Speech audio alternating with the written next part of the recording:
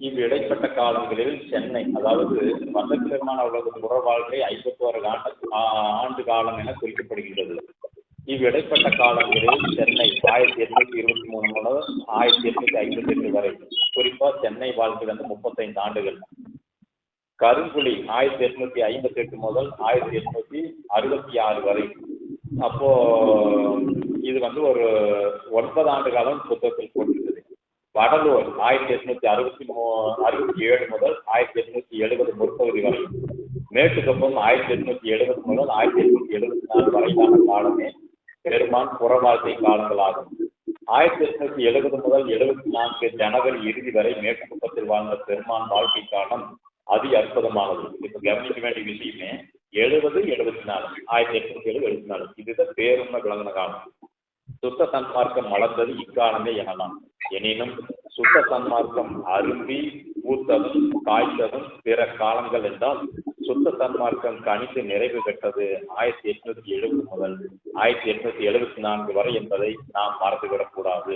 எனவே அன்பர்களுக்கு ஐயப்பாடுகள் நேரில் அதை சுத்த சன்மார்க்கம் தழுவி நிற்கும் அன்பர்களிடம் மட்டுமே கேட்டு தெளிவர வேண்டுகிறேன். ஏனெனில் சன்மார்க்கம் மட்டுமே பொதுமக்களுக்கும் பக்தர்களுக்கும் தெரியும். சுத்த சன்மார்க்கத்தை பொது நோக்கம், உயிர் கருணை, பொது உணர்வு நிரம்பியர்களால் மட்டுமே புரிந்து கொள்ள முடியும். அவ்வாறு இருக்க வள்ளலாரை உண்மையில் புரிந்து கொள்ளாமல் இருக்கும் அன்பர்களிடம் தங்கள் சந்தேகங்களை எழுப்பினால் அவர்கள் வள்ளலாரின் திருவருட்பாவின் உட்கிடக்கை அறியாமல் மேலோட்டமாக எதையாவது கூறிவிடுவார்கள். அதனால் குழப்பமும் நம்பிக்கையின்மையும் ஏற்படும். கருணை ஒன்றே நமக்கு சாதனமாக இருப்பதால் கருணை நிறைந்த உத்தமர்களிடம் மட்டுமே சுத்த சன்மார்க்க உண்மை விளக்கங்கள் வெளிப்படும், மற்றவர்களிடம் வெளிப்படாது. இது ரொம்ப கவனிக்க வேண்டிய விஷயம். சூரிய ஒளியை பளபளப்பான கண்ணாடி போன்ற பொருட்களால் மட்டுமே பிரதிபலிக்க முடியும் என்பது போல கருணை உள்ளவர்களிடத்திலே மட்டுமே என்கின்ற உண்மை மெய்ப்பொருள் விளங்கும். மேலும் சுத்த சன்மார்க்கம் பற்றி விளங்காதவர்களிடம் விவாதம், தர்க்கம் செய்ய வேண்டாம்.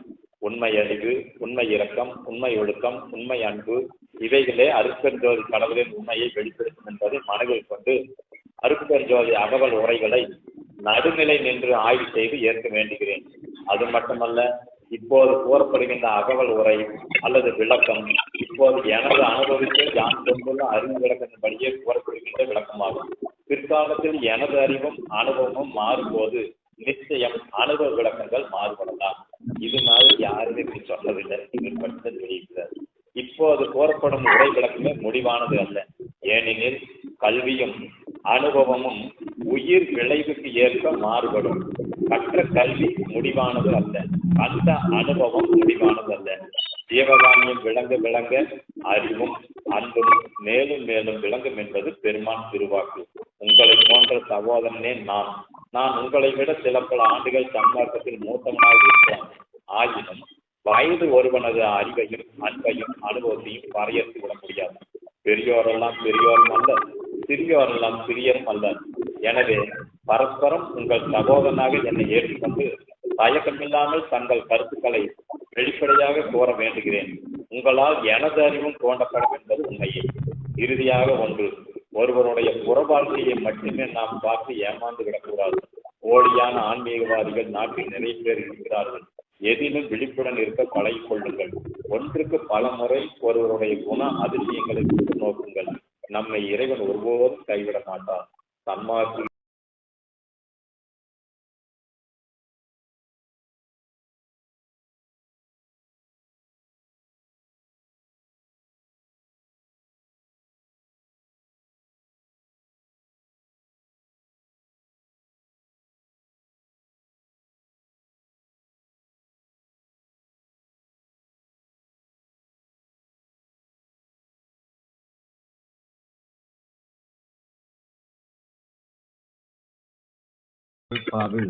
கண் போன்று விளங்குவது அருட்பெருஞ்சோதி அகவல்.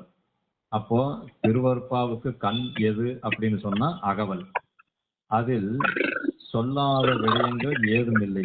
உலக தோற்ற பொருள்களும் உயிர் பொருள்களும் இவைகளையெல்லாம் நடத்துகின்ற இறை பொருளும் அந்த இறையை அடைய காட்டுவிக்கும் உண்மை பொருளும் இதன் கண் உள்ள.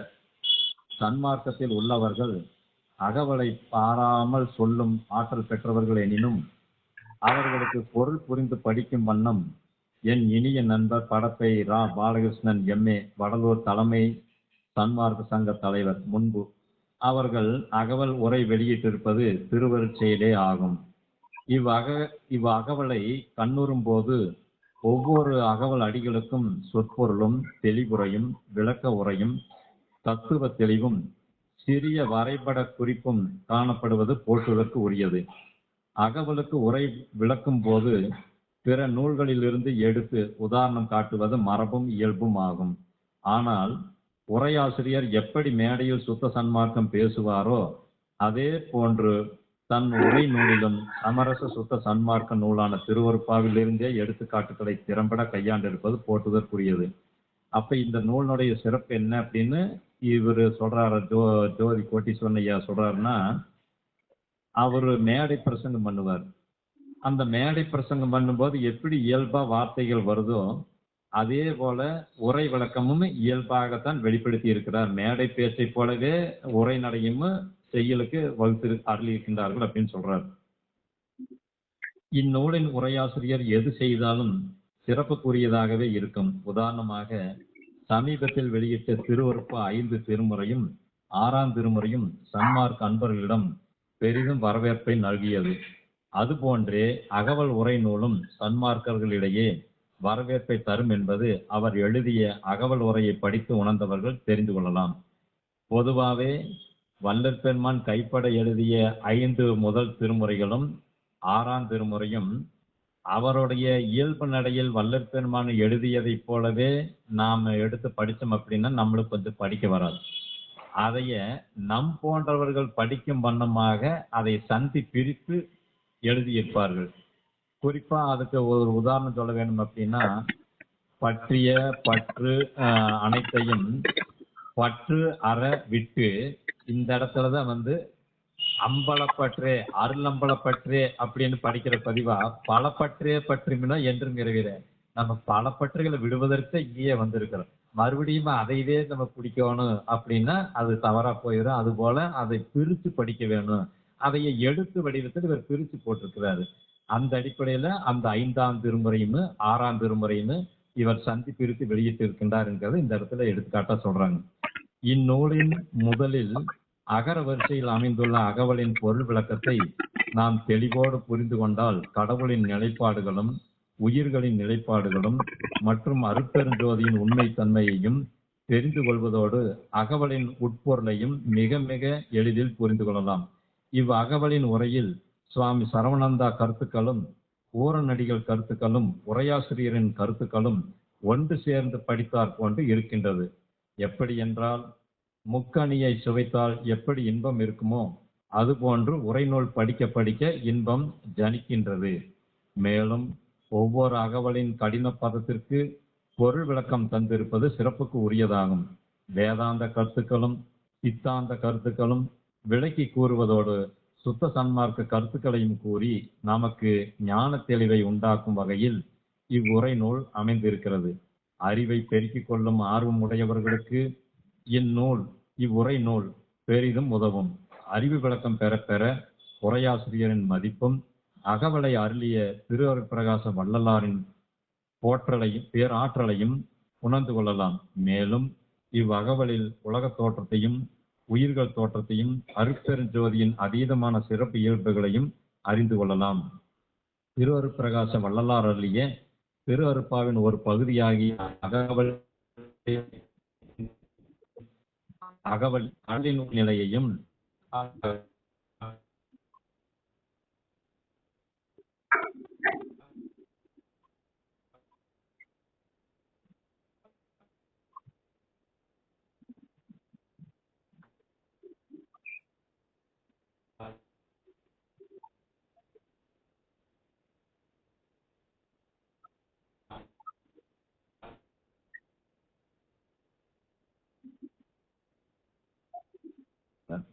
இது வெளியிட்ட ஆண்டு 2022.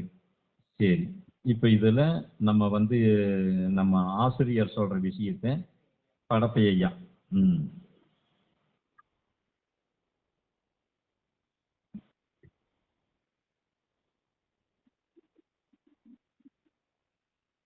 ஏன்னா இது சொல்லிட்டு உள்ளுக்குள்ள விஷயத்துக்குள்ள போனோம்னா தான் இதனுடைய விளக்கம் எப்படி இருக்குதுங்கிறது நம்மளுக்கு ஓரளவுக்கு புரியும்.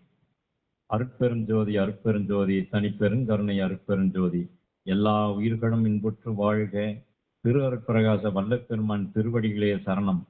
அருட்பெருஞ்சோதி அகவல் விளக்க உரை. முன்னுரை.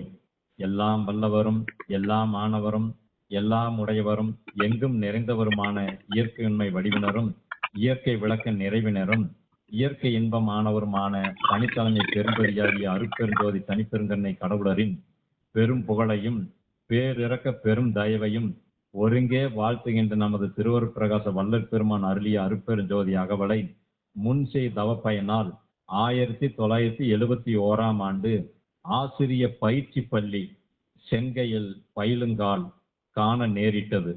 அதனை கண்ணுற்று ஆனந்தம் அடைந்த அந்நாள் தொட்டு அதனை ஓதவும் உணரவும் தலைப்பட்டு வரலானேன். எத்தனாவது ஆண்டு? 71. அப்பப்ப கேள்வி கேட்டேன். 1976 ஆண்டு ஓர் அதிசயத்தக்க கனவொன்று காண நேரிட்டது. மிகப்பெரிய குளம் ஒன்று, 4புறமும் படிகள், குறைந்தது 50 அடி ஆழம். இடுப்பில் ஒரே ஒரு சிற்றாடை அணிந்து அந்த குளத்தின் நடுவே நான் அச்சத்தோடு நிற்கின்றேன். குளத்தில் ஒரு சொட்டு தண்ணீர் இல்லை. கனவில் எனக்கு குறைந்தது 10 அல்லது 12 வயது இருக்கும். அப்போது ஓர் அசரீரி எழுந்தது. வடலூரா இங்கே வா, வடலூரா இங்கே வா, வடலூரா இங்கே வா என்று அழைக்கும் சத்தம் கேட்டது. அவ்வளவுதான், கனவு கலைந்தது. வடலூருக்கு தன்னந்தனியனாய் பயணமானேன். இதற்கு முன் வடலூர் சென்றதில்லை. வடலூர் 4 வழி சாலையில் இறங்கினேன். வடலூர் சத்திய ஞான சபைக்கு எந்த வழியில் செல்வது தயங்கி நின்ற போது வெள்ளாடை அணிந்த ஒருவர் நின்றிருந்தார். அவரிடம் வழி கேட்ட போது, அதோ வெள்ளை முக்காடிட்டு ஓர் அம்மா செல்கிறாரே, அவர் பின்னால் செல்லுங்கள் என்று அவர் சொன்னவுடன் வழிகாட்டியவருக்கு நன்றி கூட சொல்லாமல் உடனே வேகமாக சென்று மேற்படி அடையாளம் கொண்ட அம்மையாரை கூப்பிட்டு, நானும் உங்களுடன் வருகிறேன் என்றேன். அவர் சற்று தயங்கி, நீ யாரப்பா, நீ எங்கு செல்ல வேண்டும் என்று கேட்க, நான் எனக்கு வழிகாட்டிய வெள்ளாடை மனிதரை அம்மையாருக்கு காட்டிப்பிடி திரும்பிய போது அந்த மனிதர் அங்கு இல்லை. இதுதான் சிறப்பு. அதன் பின் அந்த அம்மையார் இன்முகத்துடன் என்னை அழைத்து கொண்டு வடலூர் ஞான சபைக்கு அழைத்து சென்றார். என்ன அதிசயம்! ஆம், வடலூர் சத்திய ஞான சபையின் திருப்பணி நடைபெற்றுக் கொண்டு இருந்தது. ஞான சபைக்குள் சென்று பார்க்க ₹1 கட்டணம். மிக்க மகிழ்வோடு டிக்கெட் பெற்று ஞான சபைக்குள் சென்று நிதானமாக அனைத்தையும் கண்டு மன நிறைவு உற்றேன்.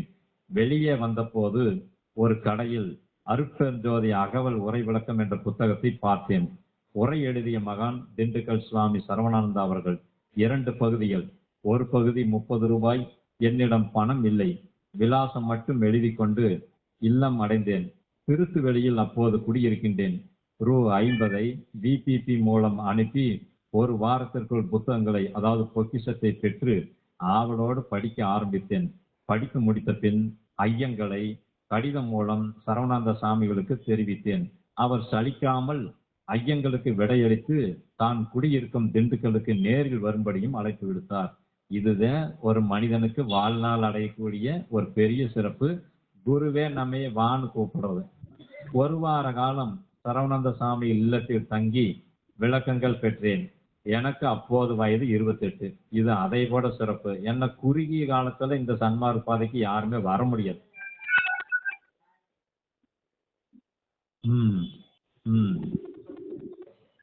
இப்போ இது 28 வயசு. இச்சிறிய வயதில் என் ஆர்வத்தையும் பக்தியையும் கண்டு சரவணானந்த சாமிகளுக்கு என் மீது தனிப்பட்ட அன்பு எழுந்தது. இத்துடன் இந்த கதையை நிறுத்திவிடுகிறேன். ஏனெனில் எனது வாழ்க்கை சரித்திரம் காந்தியடிகளோடும் வல்லற் பெருமானோடும் நெருங்கிய சம்பந்தமுடையது. எனது சரித்திரத்தை சுமார் 1000 பக்கத்திற்கு மேல் எழுத வேண்டும் என்ற பேராவல் எனக்கு உள்ளது. ஏற்கனவே டைரியில் எழுதப்பட்டு உள்ளது. ஆயினும் சுத்த சன்மார்க்க நெறிக்கு நான் எப்படி அழைத்து வரப்பட்டேன் என்ற சரித்திரத்தை மட்டும் விரிவாக எழுத வேண்டும் என்று இருப்பதால் இந்த கதையை நிறுத்துகிறேன். அருட்பெருஞ்சோதி அகவலில் அகப்புற விரி இயலில் மட்டும் நிறைய சந்தேகங்கள் இன்னும் இருந்து கொண்டுதான் இருக்கின்றது. மற்ற சான்றோர்கள் எழுதி வெளியிடும் அகவல் உரை நூல்களை உடனே வாங்கி படிப்பது உண்டு. எனது ஐயப்பாடான அகப்புற விரிவியலில் என்ன எழுதியுள்ளார்கள் என்பதை மட்டுமே படிப்பேன். தேவையான தெளிவான விளக்கம் இல்லை என்றால் அதோடு அந்த நூலை படிப்பதை நிறுத்திவிடுவேன். சுவாமி சரவணானந்தா அவர்களின் விரிவான அகவல் விளக்கமே மற்ற எல்லோருடைய அகவல் உரையிலும் நிழல் இடுவதை நான் காண்கின்றேன். இன்னைக்கு நிறைய பேர் சரவணானந்த சாமிகளோட உரை விளக்கத்தை குறை கூறவங்கள இருக்கிறாங்க. ஆனா இவர் என்னங்கிறாரு, யார் உரை விளக்கம் எழுதினாலும் அதனுடைய சாயல் இருதலை இருந்து கொண்டே இருக்கும். இருப்பினும் சுவாமி சரவணானந்தா அவர்களின் அகவல் உரை விளக்கம் மிக விரிவாக இருப்பதாலும் புரிந்து கொள்வதற்கு சற்று கடினமாக இருப்பதாலும் வேறு எளிய உரையை நாடுகின்றார்கள் நமது அன்பர்கள். சுவாமிகளின் அகவல் உரையை ஆழ்ந்து படித்த பின் அவரிடமே நான் சென்று தங்களின் அகவல் உரை விளக்கத்தை எளிமைப்படுத்தி எழுத அடியேனுக்கு அனுமதி வழங்க வேண்டும் என்று கேட்டபோது உடனடியாக எனக்கு அனுமதி வழங்கினார். நானும் தலைப்புகளிட்டு எழுத தொடங்கினேன். ஒரு சில தலைப்புகளிலேயே அப்பணி நின்றுவிட்டது. காரணம், சுவாமிகளிடம் சந்தேகங்களுக்கு விளக்கம் கேட்கும் போது எழுத்து மூலமாக சளைக்காமல் எழுதி அனுப்புவார். ஒரு சில சந்தேகங்களுக்கு பல முறை கேள்வியும் பதிலும் அமையும். ஆனால் முடிவான திருப்தி இல்லை. அக்காலத்தில் மேட்டுக்குப்பத்தில் வசித்த திருஞான சம்பந்தம் சுவாமிகளிடம் எனக்கு நெருக்கமான தொடர்பு உண்டு. அவர் மிகப்பெரிய அருட்ப ஆய்வாளர். அவரும் நானும் அருட்பெருஞ்சோதி அகவல் உரை பற்றி சுவாமி சரவணானந்தா அவர்களிடத்தில் இரவு பகலாக சத்துவிசாரம் செய்வது உண்டு. அகப்புற விரிவியல் பற்றி ஒரு தெளிவான முடிவுக்கு நாங்கள் வரவே இல்லை. அதற்குள் அவரும் இயற்கை எழுதினார். யாரு? திருஞான சம்பந்த சாமிகள். சித்தாந்த ரத்தனம் ரத்தன சபாபதி அவர்கள் சுவாமி சரவணானந்தா அவர்களுக்கு பின்பு 2003 ஒரு சிறிய அகவல் உரை நூல் எழுதியிருந்தார். ரத்தனகிரி தவத்திரு பாலமுருகன் அடிமை சுவாமிகள் அதை வெளியிட்டிருந்தார்கள். அதன் ஒரு புத்தகத்தை சுவாமிகளிடமே பெற்று படித்தேன். இன்னும் பல பேர் எழுதிய அகவல் உரை விளக்க நூல்களையெல்லாம் படித்தும் மன நிறைவு இல்லை. இறுதியாக வடலூர் தவத்திரு நடிகளார் அவர்கள் வெளியிட்ட 2 பகுதி உடைய அகவல் உரை நூலை வாங்கி படித்தேன். முன் சொல்லப்பட்டது போலவே அகப்புற விரிவியலை மட்டுமே படித்தேன். என்னுடைய ஐயப்பாடுகள் ஓரளவு நிறைவு பெற்றன. ஆயினும் உறவியல் இதுதான் என்று திட்டவட்டமாக விளக்கம் பெற முடியவில்லை. அகவியல் திருப்தி. ஆனால் புறவியல் இவ்வுலகம் எவ்வாறு தோற்றுவிக்கப்பட்டது, சூரிய சந்திர அக்கினி நிலைப்பாடுகளின் கலப்பு எவ்விதமானது என்பதை இன்னும் தெளிவர முடியாத நிலை உள்ளது. இந்த நிலையில் தான் காஞ்சிபுரம் அசோக் நகர் பகுதியில் அமைந்துள்ள சத்திய ஞான சபையின் நிறுவனர் PV வெங்கடேசன் அவர்களும் எனது நெருங்கிய மருத்துவ நண்பர்களான S சம்பத்குமார், S நமச்சிவாயம், செம்பியன், ஆனந்த ஜோதி ஆகியோரும் மாதந்தோறும் ஒரு சத்துவிசார கூட்டம் ஏற்பாடு செய்து அதில் என்னை பேச வைத்தனர். நானும் பொதுவான தலைப்புகளில் சுத்த சன்மார்க்க கோட்பாடுகளை ஒரு ஆசிரியன் என்ற முறையில் குழந்தைகளுக்கு பாடம் நடத்துவது போன்று எளிய முறையில் வகுப்பெடுத்து வந்தேன். திடீரென டாக்டர் S சம்பந்தகுமார் அவர்கள், இனி அருட்பெருஞ்சோதி அகவலுக்கு நீங்கள் பொருள் கூற வேண்டும். இதை நாங்கள் யூடியூப் மூலம் பலருக்கு அனுப்ப இருக்கிறோம் என்று கேட்டுக்கொண்டார்கள். நானும் தயக்கத்தோடு ஒத்துக்கொண்டேன். காரணம், அகவல் நூலுக்கு உரை சொல்வது, உரை எழுதுவது என்பது குளிக்க போய் சேறு பூசி கொண்ட கதையாகும். நீங்க கேட்கும் பொழுதே நானே பேசாம இருந்து பார்க்கலாம் அப்படின்னு ஒதுங்கினா இந்த கதை தான் அது. குளிக்க போய் சேறு பூசி கொண்ட கதையாகும் என்ற கருத்து இப்போதும் என்னுள் இருந்து கஷ்டமல்ல. இது இறைவனிடம் அருளை பெற்றுக்கொண்டோ சாமி எழுதினது. நான் முன்ன அருளையே பெறல, அப்புறம் நம்ம எழுதினது எப்படி செல்ல? அது விஷயம். வல்லற் பெருமான் ஒளியுடல் பெறுவதற்கு 2 ஆண்டுகளுக்கு முன்புதான் ஒரே இரவில் அருட்பெருஞ்சோதி இறைவன் எடுத்து கோர வல்லற் பெருமான் அதை எழுதினார். முழுக்க அனுபவ நூல் அருட்பெருஞ்சோதி அகவல். இரக்கமே வடிவாக, இரக்கமே உயிராக, இரக்கமே வாழ்வாக தன்னை மாற்றிக்கொண்டு வாழ்பவர்களுக்கு மட்டுமே அகவலின் உட்பொருள் விளங்கும். அப்ப பூர்ணமா இரக்கமா இருக்க வேணும், இல்லைன்னா வேலைக்கு ஆகாதுன்னு சொல்லிட்டார்.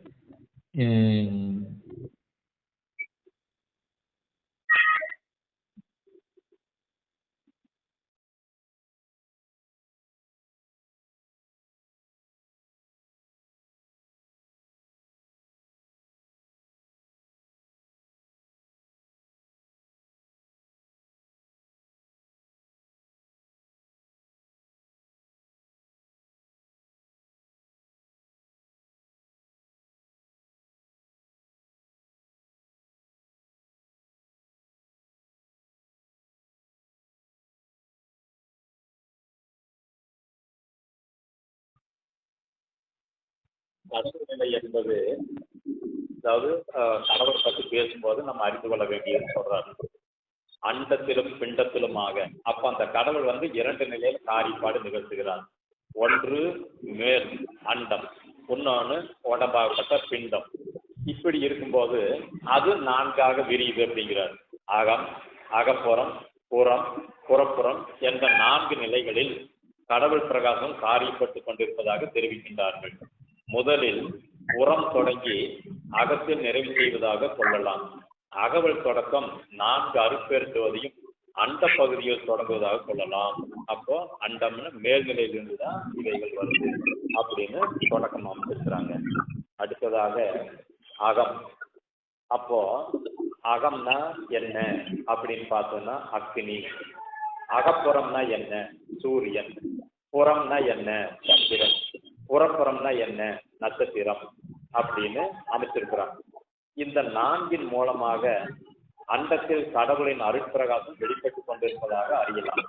அப்போ கடவுளுடைய அருட்பிரகாசம் 4 நிலையில் வெளிப்படுதுன்னு சொல்லி அகம், அகப்புறம், புறம், புறப்புறம் அப்படின்னு இந்த 4 கொண்டுட்டு வந்துட்டு அதுல அகம் என்பது அக்னி, அகப்புறம் என்பது சூரியன், புறம் என்பது சந்திரன், புறப்பெண் என்பது நட்சத்திரம் அப்படின்னு இந்த அகமும் அல்லது அண்டமும் பிண்டமும் அப்படின்னு இந்த 2 நிலைகள் இருக்கக்கூடியதை நம்ம புரிந்து கொள்ள வேண்டும்ங்கிறக்க பின்னாடி மறுபடியும் இதை ஒரு விளக்கமா சொல்வார். அப்பொழுது நீங்கள் விளங்கிக் கொள்ளலாம். இந்த 4 மூலமாக அண்டத்தின் கடவுள் பிரகாசம் அருட்பிரகாசம் வெளிப்பட்டு கொண்டிருப்பதாக அறியலாம். இந்த அருட்பிரகாசம் மேற்படி 4 மூலமாக காரியப்படுவதை போற்றுகின்றார் வல்ல பெருமான். அதைத்தான் இந்த போற்றுதலாகத்தான் இந்த 4 அருட்பெருஞ்சோதி இந்த 4 நிலைகள்ல விளங்குறது சொல்லியிருக்காரு அப்படின்னு சொல்லி கொண்டு வர்றாரு. அண்டத்தின் பிண்டத்தின் 4 நிலை சொல்றாரு அப்படின்னு. அடுத்ததாக நமது ஊன கண்களுக்கு புலப்படும் சூரிய ஒளி, சந்திர ஒளி, நட்சத்திர ஒளி முதலான இவைகளும் கண்களுக்கும் புலப்படாத அக்னி ஒளியையும் கடவுள் பெருங்கருணையால் இவ்வுலகம் இயங்க அருளிக் கொண்டு உள்ளார். சூரிய ஒளி தெரியுது, சந்திர ஒளி தெரியுது, நட்சத்திர ஒளி தெரியுது. ஆனா இந்த அக்னிங்கிறது மட்டும் இது நம்ம புரிந்து கொள்ள முடியாது அப்படி சொல்றாரு. அதுபோல் பிண்டமாகிய நமது உடலிலும் மேற்படி 4 கடவுள் பிரகாசம் காரியப்பட்டு கொண்டிருப்பதாக பெருமான் அறிவிக்கிறார்கள். அகம். அப்போ அங்க வந்து அகம் என்ன சொன்னா அண்டத்துல வந்து அகம்னா அக்னி. இப்ப பிண்டமாகப்பட்ட உடம்புல அகம்னா ஆன்மா. அடுத்தது அண்டத்துல அகப்புறம் என்பது சூரியன், இங்கே அகப்புறம் என்பது ஜீவன். அங்க அண்டத்துல வந்து புறம் என்பது சந்திரன், இங்க வந்து புறம் என்பது மனம். அடுத்தது புறப்புறம் இந்திரியங்கள், கண் முதலான கண்மேந்திரிய, ஞானேந்திரியம் போன்ற உறுப்புகள். ஆக 8 இடங்களிலும் அண்டத்திலும் பிண்டத்திலும் அருட்பெருஞ்சோதி கடவுள் அருட்பிரகாசம் காரியப்பட்டு கொண்டிருப்பதாக பெருமான் அறிவித்தார்கள். அடுத்ததாக விளக்க குறிப்பு. இந்த விளக்க குறிப்பை வந்து நீங்க உங்களுடைய குறிப்பு நோட்டில் வந்து நீங்க இதை நோட் பண்ணிக்கலாம். அல்லது இந்த நூலே உங்களுக்கு வர்ற காரணத்தினால இதை கேட்டாலும் கூட போதும். அதை மறுபடியும் அகம், அகப்புறம், புறம், புறப்புறம்னு இந்த 4 சொல்லி அகம்னா என்ன அப்படின்னு சொல்லி ஒரு சிறிய வட்டம் அப்படின்னு காட்டுறாரு. அகப்புறம் அப்படின்னு சொல்லிச்சுன்னா அந்த அகத்தினுடைய புறம் சார்ந்தது அப்படின்னு சொல்லி சின்ன வட்டத்துக்கு மேல ஒரு பெரிய வட்டம், அதை வந்து என்னன்றாரு அகத்துக்கு மேல ஒரு புறம். அடுத்தது 3ஆவதாக புறம். அது என்னவாகுது அந்த 2வது வட்டத்துக்கு மேல ஒரு வட்டம், 3வது வட்டம். புறம் 4வது வட்டம். அப்படி இந்த ஒரு பொருளுக்கும் அகம் புறம் என்ற 2 மட்டும், எந்த ஒரு பொருளுக்கும் அகம் புறம் என்ற 2 மட்டுமே இருப்பதாக நாம் இதுவரை கருதி வருகின்றோம். ஆனால் உண்மையில் அகத்தின் ஒரு சூட்சும வெளியை நாம் அறிவது இல்லை. அதுவே அகத்திற்கு புறமாக இருந்து அகப்புறமாக அழைக்கப்படுகின்றது. 3வது புறம், அதாவது வெளிப்புறம் என்பது பொருளின் வெளிப்பகுதி. புறம் என்றால் அந்த பொருள் இருக்கும் அகண்ட வெளி அப்பொருளின் புறப்புறமாக கோரப்படுகிறது. எனவே எந்த ஒரு பொருளும் இந்த 4 அம்சங்களை உடையனவே. எனவே கடவுளின் காரிய பிரகாசமே அகம், அகப்புறம், புறம், புறப்புறம் எங்கும் நீக்கும் வரை நிறைந்து உள்ளதை நாம் அறியலாம். அண்டம் அக்னி, சூரியன், சந்திரன், நட்சத்திரம். அப்போ அந்த அண்டம் என்று சொல்லும் பொழுது சூரியன், சந்திரன், அக்னி, நட்சத்திரம் என்று சொல்லும் போது இவை அண்டமா மாறிடுது. பிண்டம்னு சொல்லும் போது ஆன்மா, ஜீவன், மனம், இந்திரியம் அப்படின்னு சொல்லி வரும்போது பிண்டம் 4வது. இப்ப இந்த அண்டம் 4, இந்த பிண்டம் 4 அப்படிங்கிறது வந்து நம்ம புரிந்து கொள்ள வேண்டும். அடுத்ததாக அண்டத்தில் அக்கினி. சிலர், அதாவது நம்மவர்கள், நாம் விறகு முதலான பொருள்களை எரிய செய்து பெரும் ஒளியை அக்கினியாக கூறி வருகிறார்கள். இதுவல்ல அக்கினி. அப்போ இப்ப இருக்கக்கூடியது இதை கூட நம்ம அக்கினின்னு சொல்லலாம். ஆனா இந்த அக்கினி அல்ல அப்படின்னு சொல்லி இதுவல்ல அக்கினி.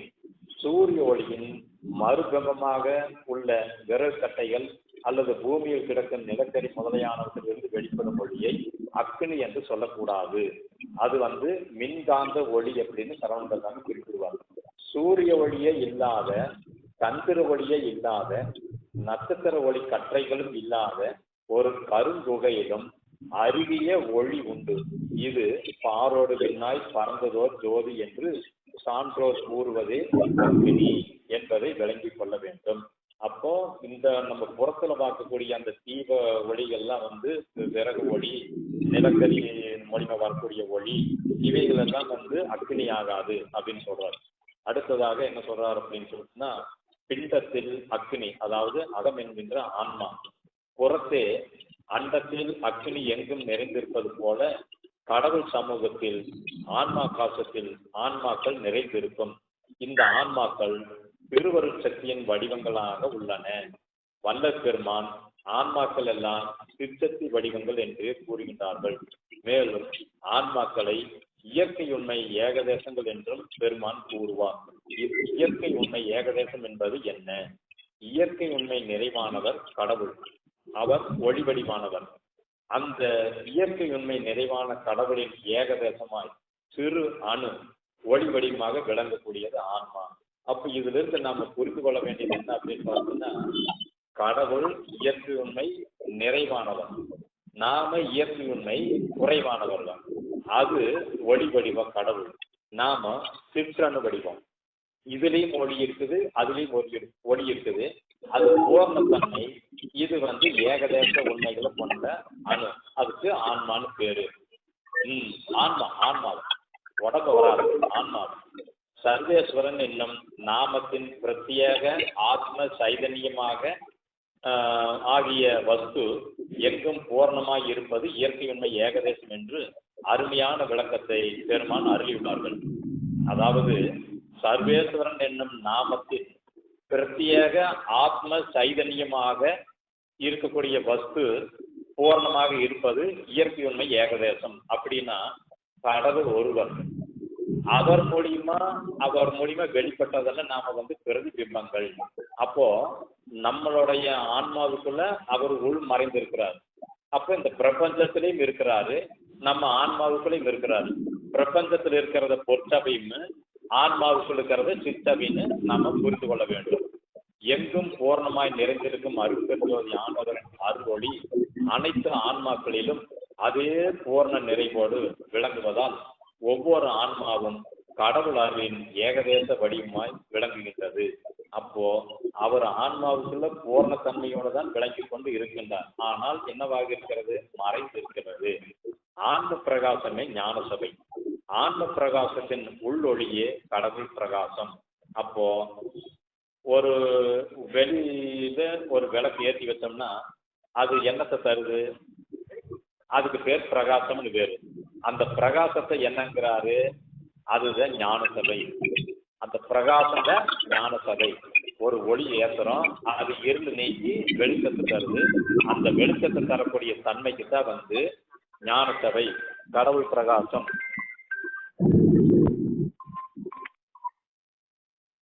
ஐயா சொல்லுங்க ஐயா. சிவகுமார் வர்றாருங்க, வந்ததுன்னா அவர்கிட்ட கொடுத்தோங்க. அவர் இங்க வர்றது ரெண்டுமே வந்துடும். சரி.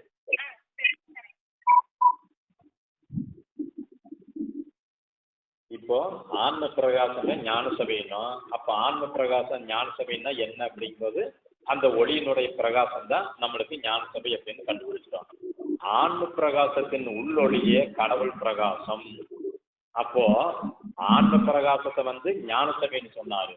இந்த இடத்துல ஆன்ம பிரகாசத்துக்குள்ள ஒரு ஒளி இருக்கிறது, அதற்கு கடவுள் பிரகாசம்னு பேருன்னு சொல்லி இதைய 3 வட்டங்களா போட்டுட்டு இருக்கிறார். சிறிய வட்டம், அதற்கடுத்து பெரிய வட்டம், அதற்கடுத்து பெரிய வட்டம் அப்படின்னு சொல்லி அந்த 3ஐயுமே என்ன கொண்டு வந்திருக்காரு அப்படின்னா, வெளியில் இருக்கிற பெரிய வட்டம் ஆன்ம பிரகாசம் என்றும், அதற்குள் இருக்கக்கூடிய உள்வட்டம் கடவுள் பிரகாசம் என்றும், அதற்கு உள்ள இருக்கக்கூடிய சின்ன வட்டம் ஆறுலன்னு போட்டிருக்கிறார். சின்ன வட்டம், அதுக்கு மேல பெரிய வட்டம், அதற்கு மேல பெரிய வட்டம்னு இந்த 3 நிலைகள் போட்டு குறிப்பிட்டிருக்கிறார்.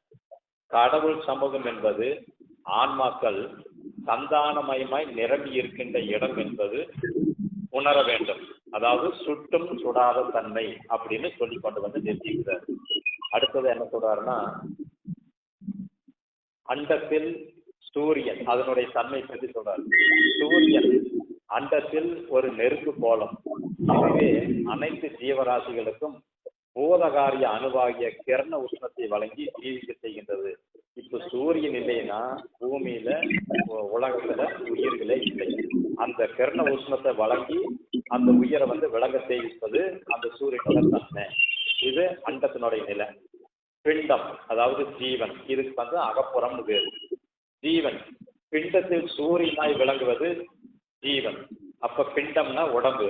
இதுல சூரியனுக்கு எங்க வேலை அப்படின்னா உயிரா இருக்கிறத வேலை. பிண்டத்தில் உள்ள பௌதீக பிண்ட அணுக்கள் காரண சூரிய உஷ்ணமாகிய ஜீவ உஷ்ணத்தால் வடிவமாய் பரமகாரண தயையால் ஜீவிக்கின்றன.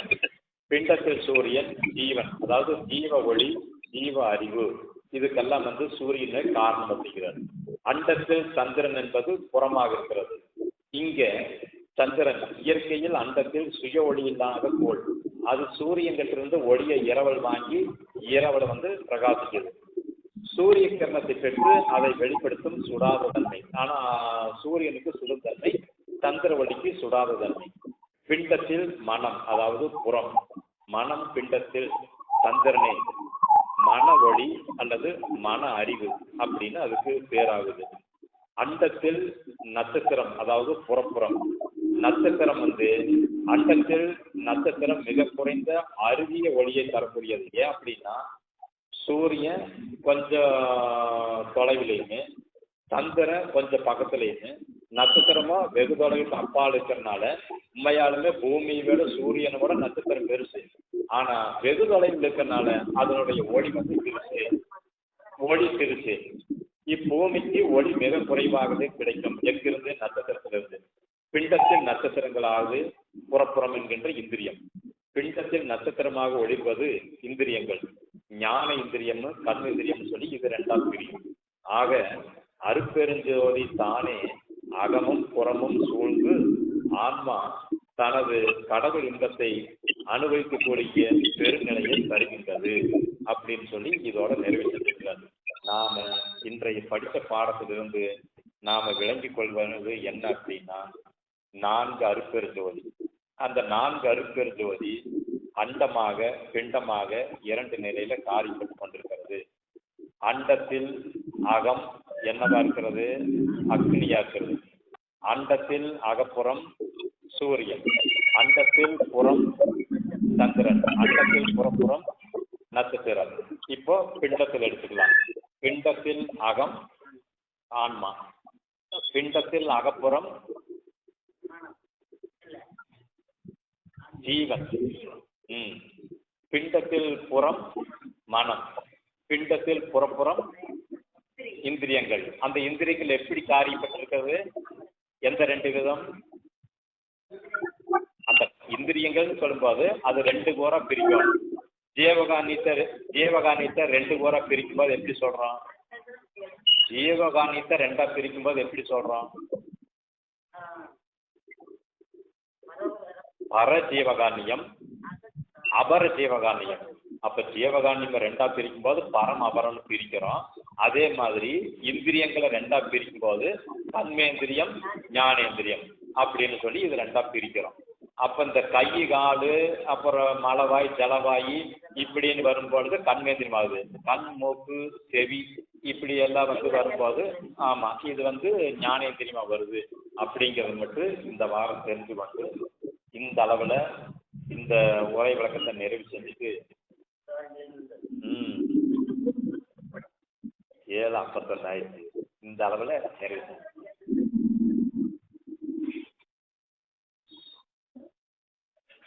இது அந்த பாப்பா லைட் இருக்கா? இருக்கா இல்லை இல்லை, ஏன் பாப்பா